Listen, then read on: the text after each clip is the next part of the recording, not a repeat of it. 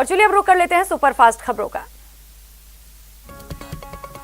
PM Modi आज गुजरात में प्रधानमंत्री गरीब कल्याण अन्न योजना के लाभार्थियों से बातचीत करेंगे। पीएमओ के अनुसार पीएम दोपहर 12:30 बजे वीडियो कॉन्फ्रेंसिंग के जरिए लाभार्थियों से बातचीत करेंगे।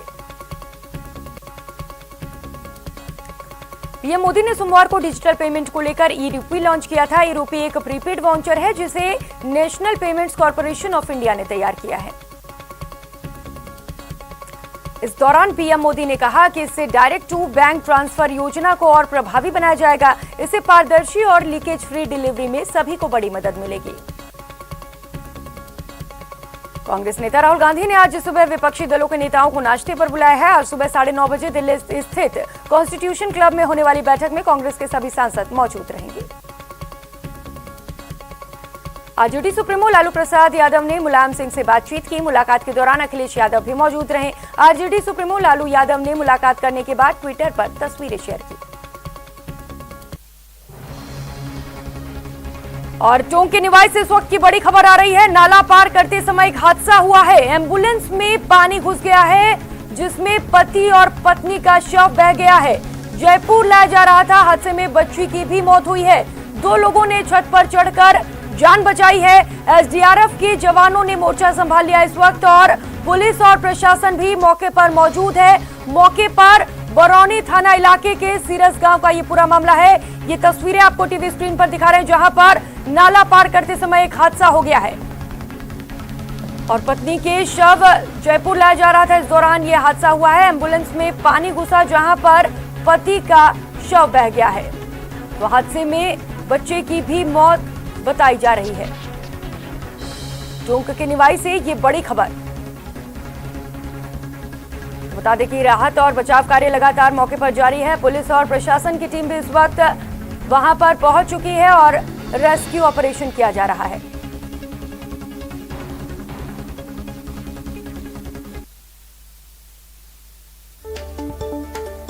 तो निवाई से इस वक्त की बड़ी खबर। ये एक्सक्लूसिव फुटेज आपको न्यूज 18 राजस्थान पर दिखा रहे हैं जहां पर नाला पार करते समय भीषण हादसा हो गया है। बता दें कि हादसे में पत्नी का शव भी बह चुका है।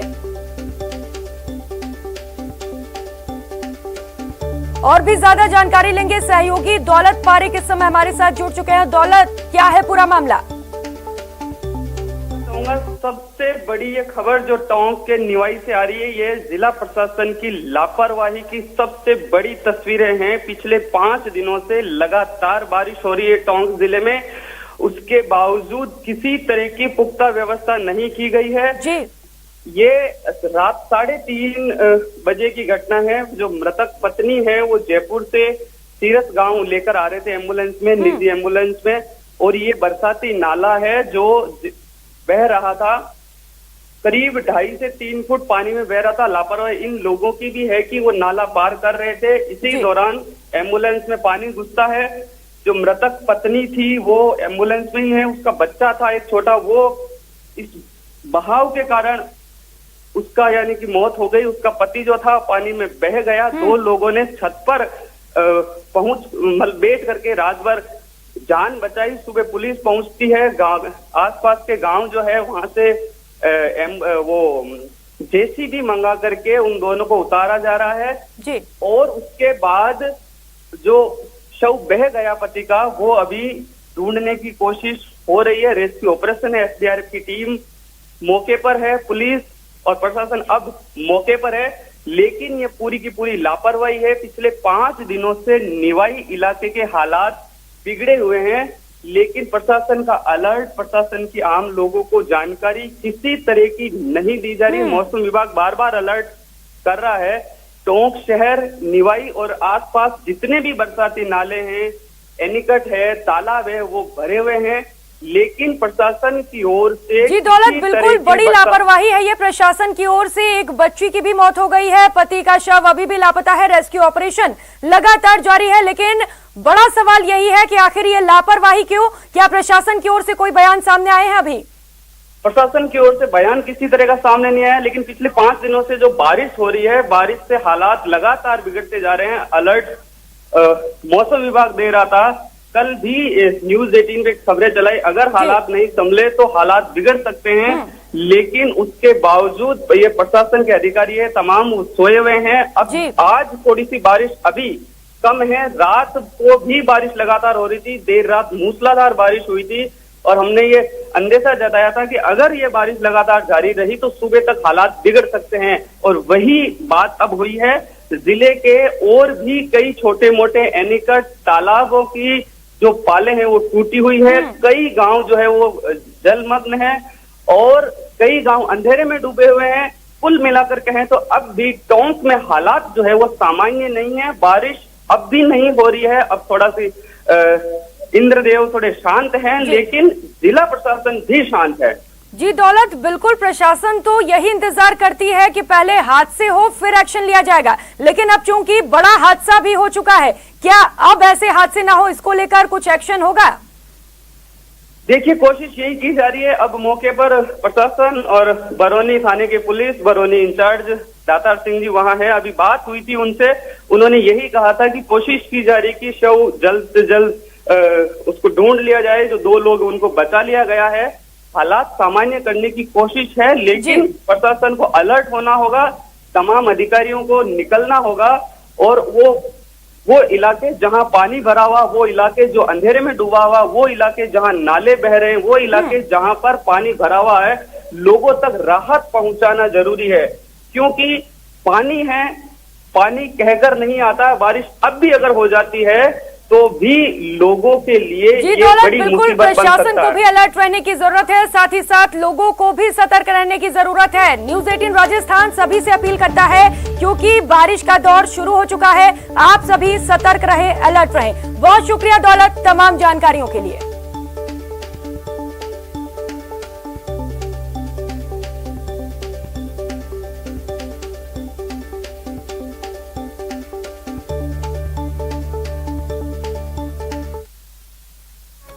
उत्तर प्रदेश विधानसभा का मानसून सत्र 17 अगस्त से शुरू होगा। योगी कैबिनेट में महामंथन के बाद फैसला लिया गया। वडोदरा में रेलवे प्रोजेक्ट्स को रफ्तार देने के लिए लोकसभा स्पीकर ओम बिरला एक्शन में हैं। उन्होंने प्रदेश के सांसदों के साथ बैठक की। केंद्रीय संसदीय कार्य राज्य मंत्री अर्जुन राम मेघवाल ने कहा है कि संसद में गतिरोध के लिए विपक्ष की हठधर्मिता जिम्मेदार है। विपक्ष से अनुरोध किया गया है कि जो भी मुद्दे हैं सरकार से चर्चा की जाए। कृषि कानून के विरोध में अकाली दल और बसपा सांसदों ने हाथों में गेहूं की बालियां लेकर संसद के बाहर प्रदर्शन किया और सांसदों को गेहूं की बालियां देकर विरोध जताया। भरतपुर सांसद रंजीता कोहली को जान से मारने की धमकी मिली है। फोन कर गोली मारने की धमकी दी गई है। रंजीता कोहली संसद के मानसून सत्र में हिस्सा लेने के लिए इस समय दिल्ली में है। प्रदेश के परिवहन मंत्री प्रताप सिंह खचरियावास ने भगवान राम को लेकर गुलाब चंद कटारिया पर टिप्पणी पर पलटवार किया है। उन्होंने कहा कि जिस राम के नाम से बीजेपी तर गई, उनके लिए कटारिया ऐसे शब्द बोल रहे हैं। उदयपुर में पिछले कुछ दिनों से शिक्षा मंत्री गोविंद सिंह डोटासरा के खिलाफ बीजेपी लगातार प्रदर्शन कर रही है। सोमवार को भी जिला कलेक्ट्रेट के बाहर बीजेपी ओबीसी मोर्चा ने प्रदर्शन किया।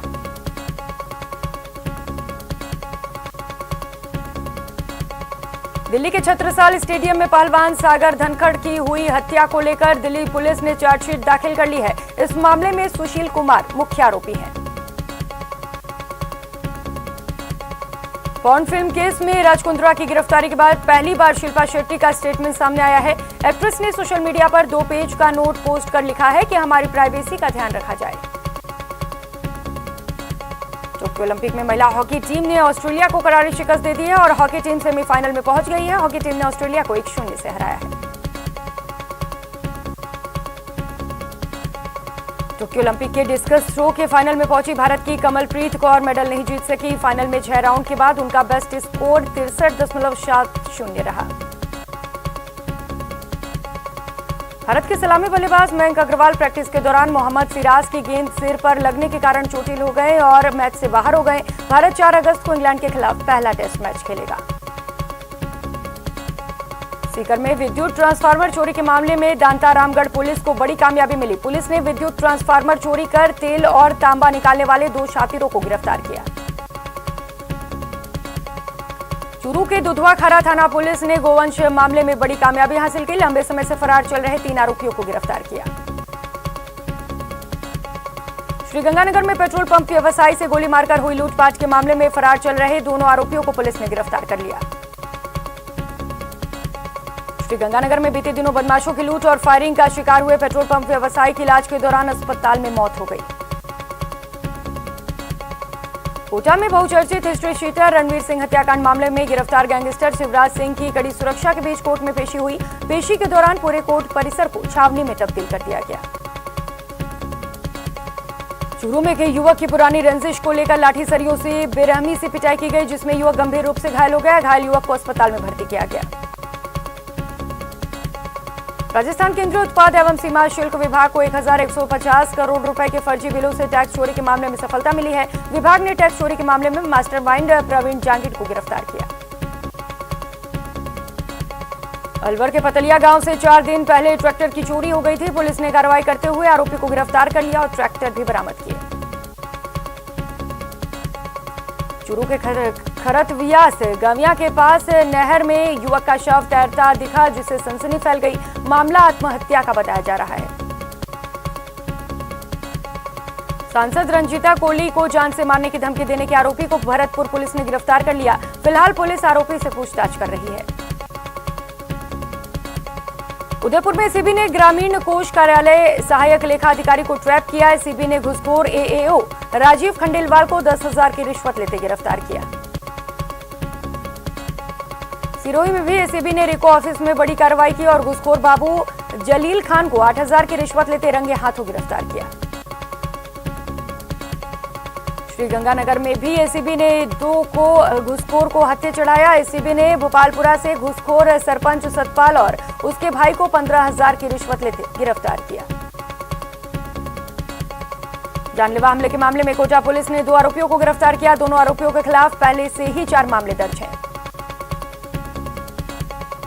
अलवर पुलिस ने 2 शातिर चोरों को गिरफ्तार किया। साथ ही इनके पास से 14 साइकिल, गैस सिलेंडर, एलईडी समेत कई सामान बरामद किए।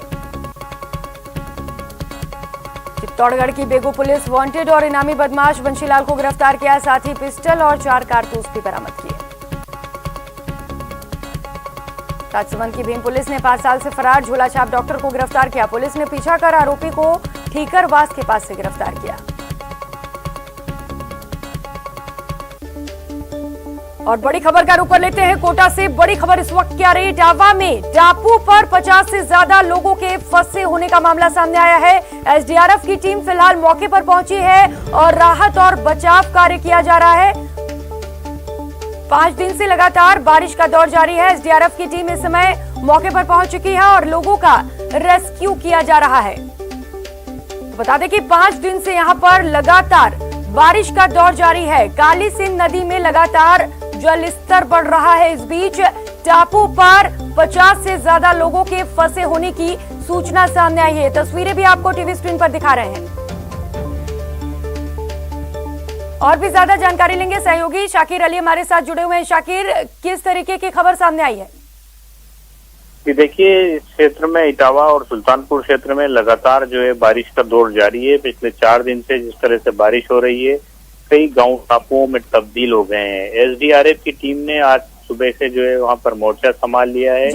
लगातार जो बारिश हो रही है उससे जो नदियां हैं, पार्वती, काली सिंध, तमाम जो नदियां हैं, चंबल, उन सब में उफान है। 20 फीट की चादर जो है खातोली पुलिया पर चल रही है। तो ऐसे में स्टेट हाईवे जो है 70 नंबर वो भी जो है पूरी तरह से बंद है। इसके अलावा चंबल की जजेर पुलिया पर भी जो है चादर चल रही है। भारी बारिश से जो है जनजीवन पूरी तरह से प्रभावित हो रहा है। जो प्रशासनिक अधिकारी हैं वो लगातार क्षेत्र का दौरा कर रहे थे और अब आज से जो है एसडीआरएफ की टीम को बुलवा लिया गया है और एसडीआरएफ की टीम जो है अब जो है गांव में जो लोग फंसे हुए हैं उन लोगों को जो है बाहर निकालने का काम करेगी। इस बीच जो है अगर हम बात करें कि खेतों में भी जो है किसानों को भी भारी नुकसान हुआ है, क्योंकि सोयाबीन की जो बुआई की गई थी वो बुआई खेतों में खेत पूरी तरह से जो है जलमग्न हो गए हैं। तो फसल जलने की पूरी अंदेशा किसान जता रहे थे और उस तरह का अब लग भी रहा है, क्योंकि बारिश का दौर थम नहीं रहा है। लगातार बारिश का दौर जारी है। जी शाकिर, लगातार 5 दिनों से बारिश हो रही है और इस दौरान कई गांव फंसे हुए हैं। लगातार रेस्क्यू ऑपरेशन किया जा रहा है, इससे लेकर क्या कुछ अपडेट?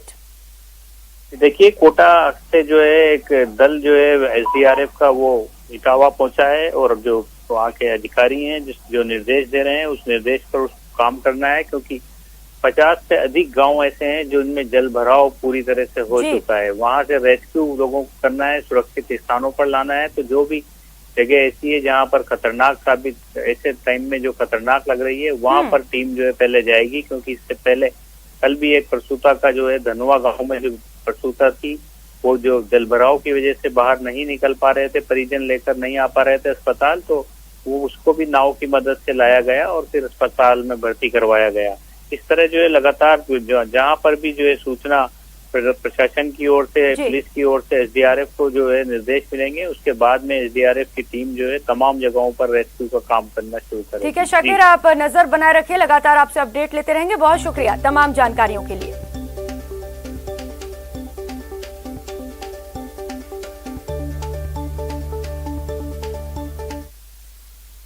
क्या सैनिटाइजर हानिकारक है? क्या टीके आपके डीएनए को संशोधित करते हैं? क्या टीकाकरण आपको कोविड-19 से संक्रमित कर सकता है? क्या ये कुछ सवाल आपके मन में है?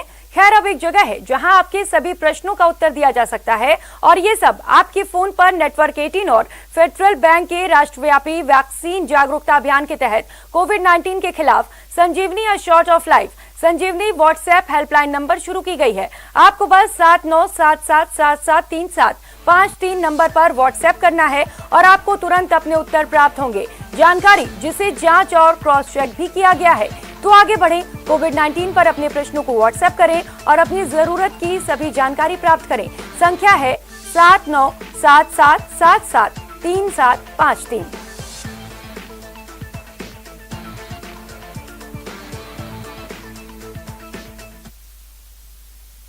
अगर हम अपनी जिंदगी में आने वाले हर परिस्थिति में सकारात्मक रहें तो सफलता हमेशा हमारी ही होती है। और आज हम आपको एक ऐसे ही शख्सियत से मिलवाएंगे जो बेहद खास है, जिनकी जिंदगी में जीत का जज्बा कभी कम नहीं हुआ, जिन्होंने असंभव को संभव किया। मिलिए किरण कनौजिया से, जो भारत की पहली महिला ब्लड लिनर है, जिन्होंने जिंदगी में आने वाली हर चुनौती पर पॉजिटिव एटीट्यूड से सफलता हासिल की। हारे हार है, मन के जीते जीत। ऐसी ही एक कहानी है किरण कनौजिया की। 24 दिसंबर को मैं जब हैदराबाद से ट्रैवल कर रही थी, वहाँ पे 2 अननोन बॉयज आए, तो उन्होंने मेरा बैग खींचा। Like it was few seconds में मैं ट्रैक पे गिर जाती हूँ और मेरा पैर कट जाता है। अपनी तकलीफ को भूलकर हारी हुई बाजी को पलटने और जीतने का जो जज्बा और जुनून किरण कनौजिया ने दिखाया, वो हर उस शख्स के लिए एक मिसाल है जो कठिनाइयों में मुस्कुराना और जिंदगी जीना भूल जाते हैं। लॉटोलैंड प्रेजेंट्स, जीतेंगे हम। और वक्त हो चला एक छोटे से ब्रेक का, जल्द लौटेंगे।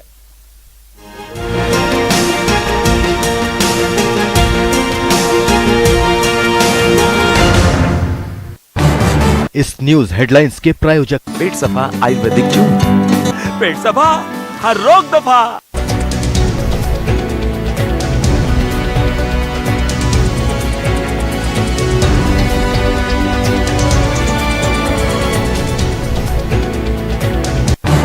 इस न्यूज हेडलाइंस के प्रायोजक पेट सफा आयुर्वेदिक चूर्ण।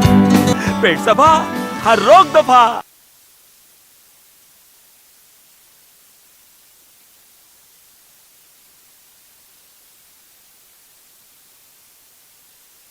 कोरोना गाइडलाइंस की धज्जियां भी जमकर उड़ा रहे हैं।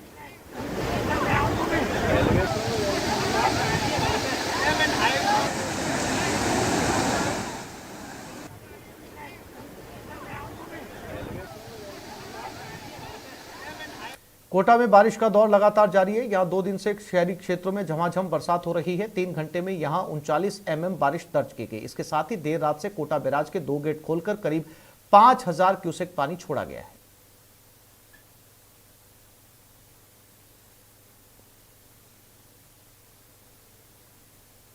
कोटा में चंबल नदी पर बने बांध पर जलस्तर बढ़ने के साथ ही अब कोटा बैराज से पानी की निकासी की जा रही है। आज 5000 क्यूसेक पानी की निकासी बैराज के 2 गेट खोलकर की जा रही है। वहीं ग्रामीण इलाकों में क्षेत्र की सभी नदियां उफान पर है। कई गांवों में जल भराव हो गया है।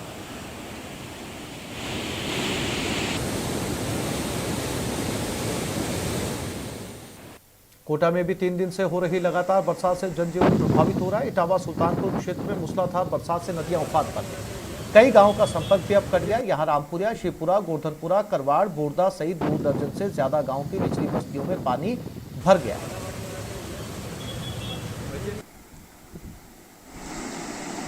उधर दौसा में भी बरसात की वजह से सड़कें सरोवर जैसी बन गई। जल जमाव की वजह यहां लोगों को खासी परेशानी का सामना करना पड़ा, जबकि बरसात के पानी से खेत ऐसे नजर आए जैसे समंदर बन गए हों।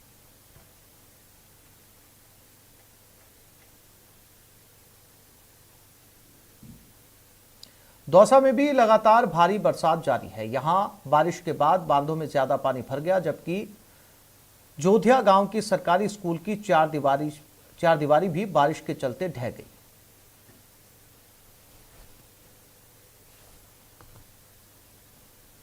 ये देखिए, 12 जिले के बीते 3 दिनों से लगातार बारिश जारी है। यहां बारिश। ब्रेक के बाद आप सभी का स्वागत है। खबरों में आगे बढ़ेंगे। कोरोना संक्रमित व्यक्ति के आंसुओं से भी संक्रमण के फैलने का खतरा है। अमृतसर के राजकीय मेडिकल कॉलेज ने एक रिसर्च में दावा किया है। भारत में कोरोना की तीसरी लहर जल्द दस्तक दे सकती है। आईआईटी हैदराबाद और कानपुर में मुथुकुल्ली, विद्यासागर और मनिंदर अग्रवाल के नेतृत्व में शोधकर्ताओं ने भविष्यवाणी की है।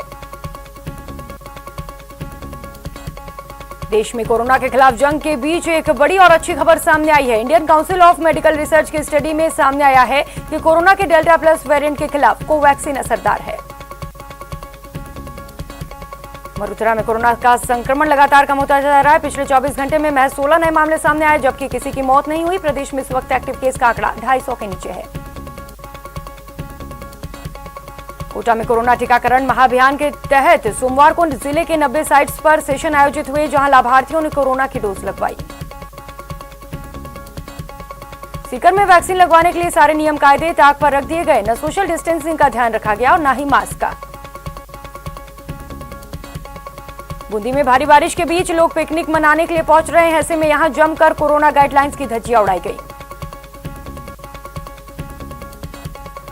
भरतपुर में कार और बाइक की जबरदस्त भिड़ंत के बाद दोनों वाहनों में भीषण आग लग गई। देखते ही देखते कार और बाइक दोनों जलकर खाक हो गए। हादसे में 2 लोग बुरी तरह जख्मी हैं। प्रतापगढ़ के अनोद कस्बे में एक पिकअप ने बाइक को टक्कर मार दी। हादसे में बाइक सवार दोनों युवकों की मौके पर ही मौत हो गई। पोखरण की सांकड़ा सड़क मार्ग पर एक टैक्सी बेकाबू होकर पलट गई। हादसे में 10 लोग गंभीर रूप से घायल हैं। अलवर जिले के शाहजहांपुर के जोनायचा गांव में बिजली के टूटे तार को ठीक करने गया लाइनमैन करंट से झुलस गया, जिसे अस्पताल में भर्ती किया गया। पोखरण में एक युवक की आत्महत्या की घटना के बाद लोगों में आक्रोश देखने को मिला। लोगों ने आरोपियों की गिरफ्तारी के लिए धरना प्रदर्शन किया। जयपुर में बेरोजगारों ने सोमवार को फिर अधीनस्थ बोर्ड का घेराव किया और बेरोजगार एकीकृत महासंघ के बैनर तले अपनी मांगों को लेकर प्रदर्शन किया। राजस्थान राज्य मंत्रालय कर्मचारियों का अपनी मांगों को लेकर आंदोलन जारी है। इसी के तहत कर्मचारियों ने जैसलमेर में सरकार की सद्बुद्धि के लिए यज्ञ किया। प्रतापगढ़ में ग्राम पंचायत सहायकों और विद्यार्थी मित्र के नियमितीकरण को लेकर अभ्यर्थियों ने कलेक्टर को ज्ञापन सौंपा। श्रीगंगानगर में नए बिजली मीटर लगाए जाने से उपभोक्ता आक्रोशित हो गए और डिस्कॉम कार्यालय के समक्ष प्रदर्शन किया। चूरू के सुजानगढ़ में बीजेपी नेताओं ने बारिश से हुए नुकसान का मुआवजा दिलवाने की मांग को लेकर नगर परिषद पर धरना प्रदर्शन किया। चूरू के सुजानगढ़ में जलदाय विभाग के सहायक अभियंता कार्यालय के बाहर भाजपा नेता राजकुमार तंवर ने भूख हड़ताल शुरू कर दी है। तंवर ने अवैध रूप से डाली गई पाइपलाइन को हटवाने की मांग को लेकर हड़ताल शुरू की। श्रीगंगानगर में अखिल भारतीय सफाई मजदूर कांग्रेस समिति के चुनाव को लेकर प्रत्याशियों के नामांकन का दौर जारी है। 8 अगस्त को अखिल भारतीय सफाई मजदूर कांग्रेस समिति का चुनाव होगा। कोटा में संयुक्त निदेशक ने स्वास्थ्य भवन सभागार में स्वास्थ्य कार्यक्रमों की समीक्षा की और परिवार कल्याण कार्यक्रमों के बारे में भी चर्चा की।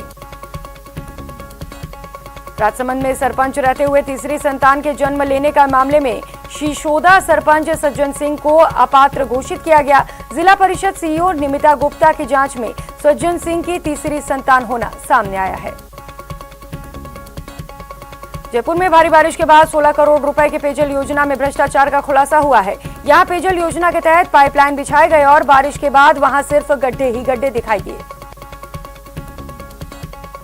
जयपुर ग्रेटर नगर निगम राजधानी के स्टूडेंट्स को ई लाइब्रेरी का तोहफा देगा। निगम की सांस्कृतिक समिति की बैठक में फैसला लिया गया। प्रदेश में कांग्रेस अपनी पार्टी के भवन बनाने की कवायद में जुट गई है। इसको लेकर प्रदेश अध्यक्ष अजय माकन ने जमीन चिन्हित करने के भी निर्देश दिए। अलवर जिला परिषद सभागार में श्रम राज्य मंत्री टीकाराम जूली ने समीक्षा बैठक ली। इस बैठक में जूली ने सरकार की बजट घोषणा के तहत कार्य की समीक्षा की।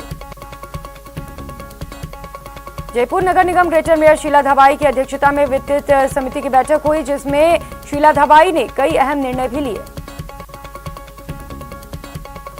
अलवर विश्व स्तनपान दिवस के उपलक्ष्य में सोमवार को जनाना अस्पताल में पोस्टर प्रतियोगिता का आयोजन किया गया। इन पोस्टरों के द्वारा स्तनपान के प्रति महिलाओं को जागरूक करने का प्रयास किया गया।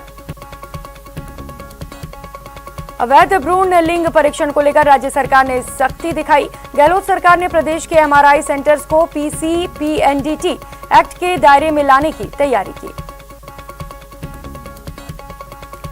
प्रदेश सरकार के उद्योग मंत्री परसादी लाल मीणा दौसा जिले के लालसोट दौरे पर रहे, जहां उन्होंने कई अस्पतालों में जाकर संसाधनों का लोकार्पण किया। कोटपुतली के दिल्ली जयपुर हाईवे पर होटल आरटीएम में भाजपा की ओर से प्रेस वार्ता का आयोजन किया गया। राजसमंद जिले के दोवड़ गांव में खेत में 12 फीट लंबा अजगर मिलने से किसानों में अफरा तफरी मच गई, जिसके बाद स्नेक कैचर ने रेस्क्यू किया। अलवर जिले के सरिस्का की बाघिन ST10 का पुलिस का प्रशासनिक तौर पर नामांकन किया गया। शावक ने बीते दिनों अपनी मां से अलग होकर खुद की टेरिटरी बनाई है। प्रदेश में बारिश के कारण कई जिलों में जलभराव की तस्वीरें सामने आई। वहीं जयपुर में जलभराव के साथ साथ सड़कें भी धंस गई हैं।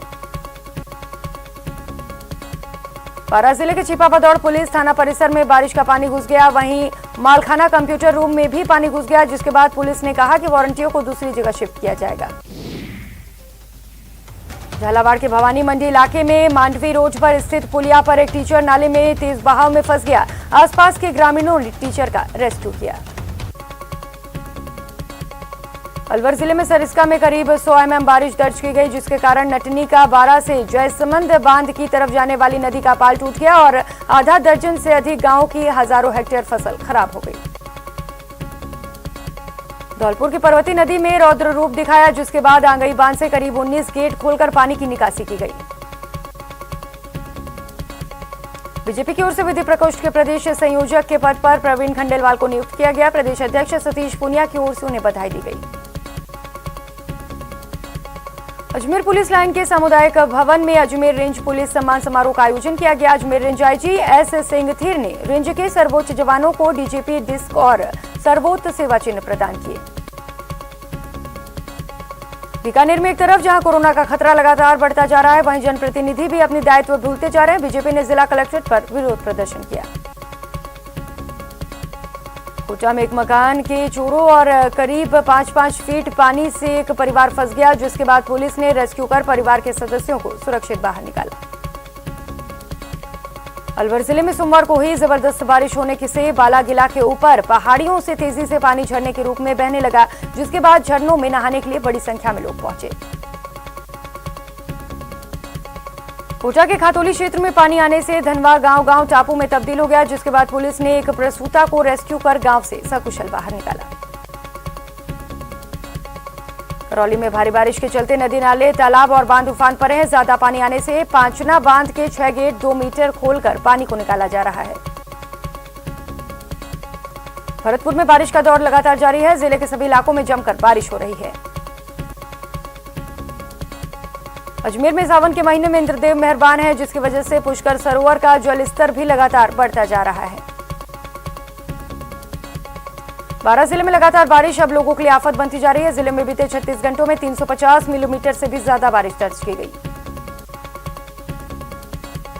अलवर में भारी बारिश की वजह से नदी नाले उफान पर हैं। यहां मधुगढ़ की पुलिया पर एक ट्रक चालक को जल्दीबाजी करनी पड़ी और पानी की तेज बहाव में ट्रक फंस गया। इस बुलेटिन में इतना ही। नमस्कार।